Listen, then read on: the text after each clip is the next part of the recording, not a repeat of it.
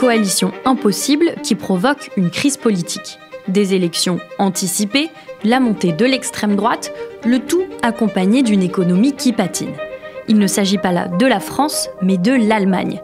Alors que notre voisin était vu comme le bon élève de l'Europe, le modèle allemand semble aujourd'hui à la peine, à tel point que le pays pourrait ne plus soutenir la comparaison. Je suis Charlotte Baris et vous écoutez France-Allemagne, le duel, une série originale de La Loupe, le podcast quotidien de l'Express, épisode 4, une défense fragile.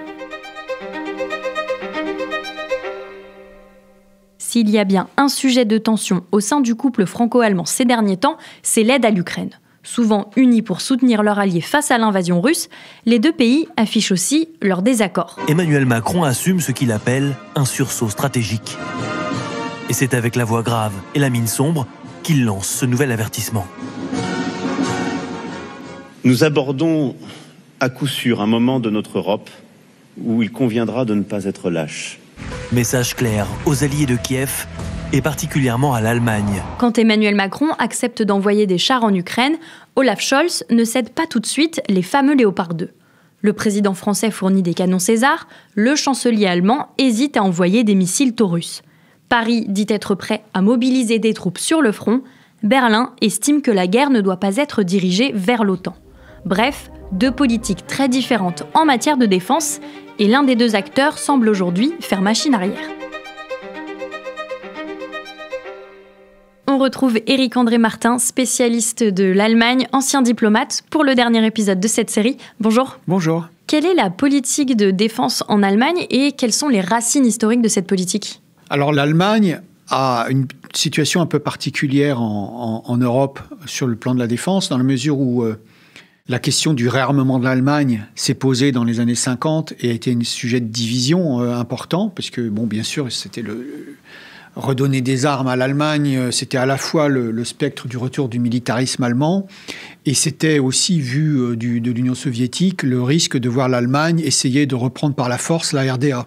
Donc ça a été un sujet longtemps polémique, en tout cas d'inquiétude, et qui s'est avéré non fondé dans la mesure où la remilitarisation de l'Allemagne a été aussi un vecteur de son retour, sa réintégration dans la communauté internationale. Elle a intégré l'Alliance Atlantique et elle a été un bon élève de l'Alliance Atlantique pendant la guerre froide. Donc ça a été, je dirais, de ce point de vue, une expérience réussie. Alors après la guerre froide, les choses vont un peu changer dans la mesure où l'Allemagne sera un pays qui sera sans doute un des plus sensibles au débat sur les dividendes de la paix. Alors, il faut dire à sa décharge qu'elle a réussi la réunification, que ça s'est passé pacifiquement, qu'elle a un environnement géopolitique apaisé, qu'elle a perdu son ennemi direct et elle n'est plus sur la ligne de front, etc. Donc, il y a plein d'éléments objectifs. Et ensuite, elle doit s'occuper d'elle-même, dans la mesure où elle doit absorber l'ex-RDA, la moderniser, etc., ce qui va lui coûter très cher, à la fois en termes financiers, mais aussi va consommer beaucoup de capital politique, social, etc., pour pouvoir réussir la réunification. Donc, c'est un élément qui va détourner l'Allemagne des questions militaires qui vont apparaître comme un sujet un peu secondaire. Alors certes, l'Allemagne va maintenir un effort, mais un effort qui va se relâcher fortement, puisque dans les années 2000, l'Allemagne dépense entre 1 et 1,5% de son PIB pour la défense. Avec cette baisse des investissements dans la défense, à quoi ressemblait l'armée allemande ces dernières années ? L'armée allemande était une armée qui se caractérisait par une faible disponibilité de ses matériels majeurs. Justement, on avait fait des économies sur l'entretien. Et en fait, il y avait un vrai problème de disponibilité de ces matériels majeurs, que ce soit ces avions, ces bateaux, ces chars de combat Léopard 2, même s'ils sont excellents. Le fait d'avoir fait des économies sur leur maintien en condition avait des conséquences très nettes sur leur disponibilité immédiate. Et l'autre sujet, c'était la question de la cohérence des unités. On a demandé à l'Allemagne de participer à des opérations extérieures, alors que c'était au départ une armée pour la défense du territoire. Donc ils ont participé, par exemple, à l'engagement en Afghanistan de manière importante. Et donc on a constitué des unités en prélevant du potentiel des hommes et du matériel sur les différentes unités qui ont perdu au fur et à mesure du temps leur cohérence. Quelles conséquences tout ça a sur son industrie de défense ? Alors ça a des conséquences dans la mesure où jusqu'à présent, l'industrie de défense s'était relativement atrophiée compte tenu de la baisse de la commande publique. Parce que bien évidemment, c'est beaucoup lié à des commandes. Et là, aujourd'hui, les trajectoires capacitaires de la Bundeswehr et les commandes des autres alliés de l'OTAN, puisqu'elles vont beaucoup aux pays de l'OTAN, elle a aujourd'hui un enjeu qui est de remettre à niveau ces chaînes de production pour pouvoir faire face à des demandes qui ont augmenté très vite, auxquelles on ne peut pas répondre tout de suite, puisque on ne fabrique pas ces matériels-là de manière aussi facile que des équipements courants, quoi. Dans les précédents épisodes, nous avons vu que la nouvelle donne géopolitique avait bousculé le modèle allemand, que ce soit sur les questions économiques ou climatiques, et c'est évidemment aussi le cas lorsqu'il s'agit de défense. L'Allemagne se tient fermement aux côtés de l'Ukraine face à la Russie. C'est le message que le ministre allemand de la Défense, Boris Pistorius, a voulu transmettre en se rendant à Kiev mardi. L'Allemagne autorise l'Ukraine à utiliser les armes qu'elle lui livre pour viser des positions en Russie dans un but défensif. Feu vert allemand donné donc aujourd'hui à la livraison de chars de combat Léopard 2. Le ministre de la Défense allemand a promis ce jeudi un nouveau paquet d'aide militaire d'une valeur de 500 millions d'euros à l'Ukraine pour l'aider à se défendre face à l'envahisseur russe. Éric-André Martin, qu'a changé la guerre en Ukraine sur les questions de défense en Allemagne? Ça a fait dire au chef d'état-major de l'armée de terre allemande au lendemain du déclenchement de la guerre en Ukraine, après l'attaque russe, que l'armée allemande était pratiquement nue là face à cette situation. Et donc il y a une prise de conscience politique qui s'est opérée. Le chancelier Scholz a fait sien l'expression de changement d'époque. Le 24 février 2022 marquera un tournant dans l'histoire de notre continent. Nous vivons un changement d'époque. Nous allons désormais consacrer chaque année plus de 2% du produit intérieur brut à notre défense. Et je m'adresse ici à tous les groupes parlementaires du Bundestag allemand. Faisons en sorte que le fonds de réserve soit inscrit dans la Constitution fédérale. Garantissons le fonds spécial dans la loi fondamentale.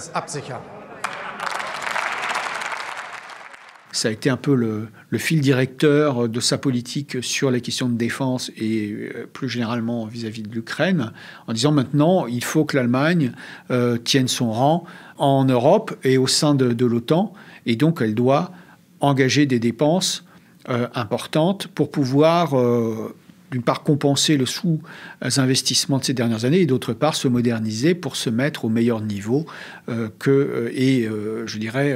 intervenir si nécessaire pour assurer sa sécurité. Et justement, l'Allemagne s'est fortement engagée dans l'aide à l'Ukraine. Oui, alors ça, c'est un autre volet. Donc, d'un côté, elle a entrepris de moderniser ses forces et d'un autre côté, elle s'est positionnée comme un grand donateur à l'Ukraine. Si on prend le classement de l'Institut Kiel, si on prend par État, c'est le deuxième après les États-Unis. Si on prend tout donateur confondu, il y a l'Union européenne qui s'insère entre les deux. Et donc, elle a donné de l'ordre de 16 milliards d'euros à l'Ukraine sous différentes formes, que ce soit une aide militaire, une aide financière ou une aide humanitaire. Autre changement géopolitique majeur, le retour de Donald Trump à la présidence des États-Unis. Quelles conséquences ça a pour l'Allemagne? Alors l'Allemagne va devenir de plus en plus, aux yeux notamment des Américains qui vont s'en apercevoir, comme un passager clandestin dans le système de défense atlantique, dans la mesure où, en gros, c'est ce que dit aujourd'hui l'administration Trump, c'est le contribuable américain qui a financé votre sécurité, et donc c'est pas une situation admissible dans la mesure où vous avez des engagements au sein de l'Alliance que vous devez honorer et vous nous avez maltraités, etc. etc. Donc c'est devenu aujourd'hui un problème politique. Jusque-là, c'était un sujet qui était évoqué régulièrement, mais pas de manière aussi brutale et aussi, avec une demande immédiate de compensation que le fait l'administration Trump. Donc aujourd'hui, c'est devenu un sujet pour l'Allemagne. Est-ce qu'on peut dire que la défense, c'est le point faible de l'Allemagne? C'est aujourd'hui un des points faibles, même s'il y a une ambition politique forte, en tout cas affichée par le chancelier Scholz. On verra comment le prochain gouvernement se positionnera là-dessus. Alors, il y a des réalisations assez emblématiques, notamment le projet en cours de déployer une brigade complète en Lituanie, qui est aussi un geste très fort de solidarité envers les Alliés. Donc c'est des chantiers en cours qui montrent que l'Allemagne est en train de changer aussi dans sa façon de voir sa sécurité. Maintenant, ça ne veut pas dire pour autant qu'elle est sortie complètement d'affaires, dans la mesure où il y a un problème de désaffection pour le métier militaire. Elle devra recruter des gens qui répondent au profil physique, notamment pour les emplois à tenir, etc. Et là, ça restera un marqueur important pour voir dans quelle mesure elle arrive à réaliser ses objectifs. Justement, que proposent les différents partis? Quelles sont leurs positions sur les questions de défense? En fait, le débat a été un peu transpartisan. C'est-à-dire qu'on s'aperçoit que, par exemple, les Verts ont été très, je dirais, allants sur le soutien à l'Ukraine, et notamment pour s'opposer, avoir une posture très forte vis-à-vis de la Russie. Donc, on pouvait penser qu'au départ, c'était un parti plutôt pacifiste. Et donc, non, pas du tout. Ils ont été très allants dans le domaine. Notamment, ils se sont opposés au chancelier qui voulait réduire l'aide militaire à l'Ukraine. On a finalement un paysage dans l'opinion qui est très divisée, dans la mesure où on a une partie de l'opinion qui considère que cette guerre ne concerne pas l'Allemagne et que c'est investir beaucoup de ressources au profit d'un pays tiers, des ressources dont on aurait besoin en interne, compte tenu des défis auxquels on est confronté. Vous avez un certain nombre de partis qui se sont fait un peu les figures de proue de cela. C'est notamment le parti de Sarah Wagenknecht, qui est apparu à l'automne, qui est un parti au départ assez de gauche, qui joue beaucoup sur la fibre pacifiste. Vous avez l'AfD, qui considère que ce n'est pas une guerre qui concerne l'Allemagne, et que de ce fait, l'Allemagne a perdu notamment l'accès au gaz russe, etc., et qu'elle s'est tiré une balle dans le pied en intervenant dans le conflit. Et vous avez des partis qui, les sociodémocrates, sont venus, à travers le chancelier, ont soutenu l'Ukraine, mais ont été très prudents sur des lignes rouges pour ne pas mettre l'Allemagne dans une situation de co-belligérance. Notamment, c'était la question des armes à fournir et des règles d'emploi qui étaient associées pour ne pas provoquer la colère de Moscou et ne pas se retrouver directement victime de mesures de représailles par la Russie. Donc c'est un paysage assez contrasté. Alors aujourd'hui, on va voir comment les élections vont trancher un peu cette question, mais ça a tendance un peu à perdre un peu d'intensité parce qu'on est un peu dans une situation d'attente pour voir ce que va faire le président américain, notamment par rapport à ses déclaration d'intention de régler le conflit assez rapidement. Et donc, de ce fait, les termes du débat vont s'en trouver rebattus. Des élections fédérales cruciales également pour la défense allemande donc, d'autant que le sujet concerne aussi les Alliés et en premier lieu la France.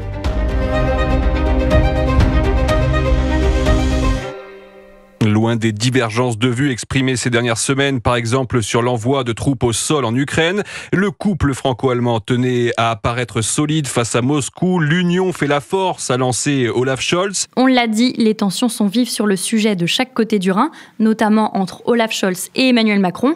Éric-André Martin, quelles sont les différences entre la France et l'Allemagne en matière de défense? Disons que la France a maintenu un effort plus constant et plus substantiel que l'Allemagne dans le temps.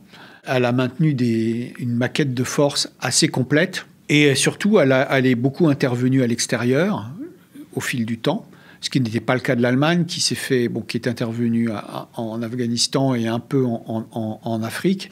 Mais, si vous voulez, la France considère que ses forces armées sont un outil important de sa politique étrangère et de sa politique de sécurité, valorise cet outil, à juste titre d'ailleurs, et c'est un peu heurté à des réticences allemandes pour en faire plus et surtout renforcer plus le pôle européen, enfin en tout cas l'Europe de la défense. Justement, Emmanuel Macron parle régulièrement d'une défense commune pour l'Europe. Quelle est la position de l'Allemagne sur le sujet? Aujourd'hui, il y a un élément important dans la coopération franco-allemande qu'il ne faut pas sous-estimer, c'est le fait que les deux pays ont décidé de bâtir en commun des projets d'armement majeurs, un projet de chasseurs du futur et un projet de chars du futur, qui permettent de maintenir et de développer des savoir-faire technologiques européens pour éviter de tomber à l'avenir dans une dépendance complète vis-à-vis notamment des États-Unis.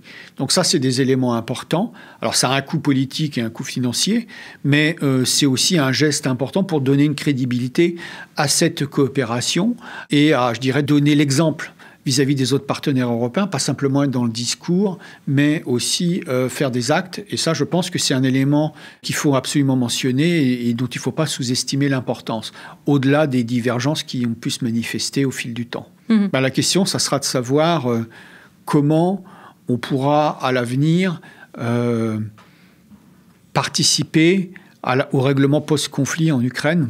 Quel sera le rôle des Européens et quelle sera la contribution qui sera la leur. Et ça, c'est un débat qui est devant nous et qui est très important aussi en termes de crédibilité sur les questions de sécurité et de défense. Quelle conclusion on peut tirer de ces 4 épisodes à quelques semaines, quelques jours des élections fédérales en Allemagne ? Je dirais que l'Allemagne est confrontée à un choix important pour définir un consensus sur la réorientation de son modèle. Et ce n'est pas une élection comme les autres à cet égard. Elle est confrontée, on l'a vu, à différents enjeux dans différents domaines, que ce soit l'économie, la défense, sa société à travers la question de savoir comment on va gérer l'immigration. Et de ce fait, le peuple allemand est amené à se prononcer sur différentes orientations. Ça rend les choses plus difficiles parce qu'il y a une polarisation du débat qui n'est pas, je dirais, dans la nature du débat politique allemand. Et ça, c'est nouveau. Ensuite, il y a un effet d'arasement des scores des grands partis de gouvernement. On voit que la CDU, même si elle arrive en tête dans les sondages, est donnée à 30%, c'est quand même pas énorme. Donc elle va devoir s'allier avec au moins un autre parti. Donc s'allier avec un autre parti pour faire un programme de coalition, ça veut dire aussi faire des compromis. Donc est-ce que finalement ça facilitera les choses pour avancer et sans retomber dans les ornières de la coalition feu tricolore, puisqu'on a vu que ça a quand même eu un coût politique important. Ça, c'est une vraie question. C'est une élection dont il ne faut pas sous-estimer l'importance au regard des enjeux qui se posent aujourd'hui à l'Allemagne et à l'Europe indirectement. Et c'est également un enjeu pour la relation avec la France. Eh bien, disons que pour le moment, la France est confrontée à une situation nouvelle aussi pour elle, puisqu'on avait des institutions qui facilitaient une prise de décision, une stabilité. Aujourd'hui, on a une situation atypique en France aussi, avec la situation qu'on connaît depuis la dissolution. Donc il faut aussi que la France se remette en marche politiquement.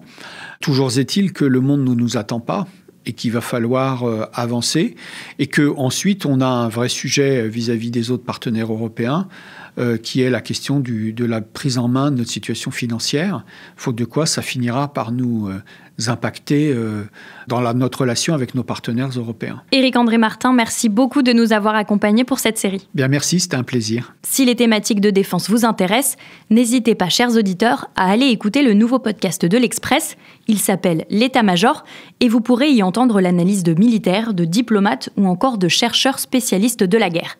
Et je vous rappelle que La Loupe, c'est un nouvel épisode du lundi au vendredi, dès 6h du matin sur toutes les plateformes d'écoute de podcast.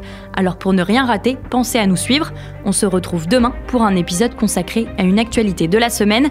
France-Allemagne, le duel est une série originale de La Loupe, le podcast quotidien de l'Express, réalisé par Jules Cros.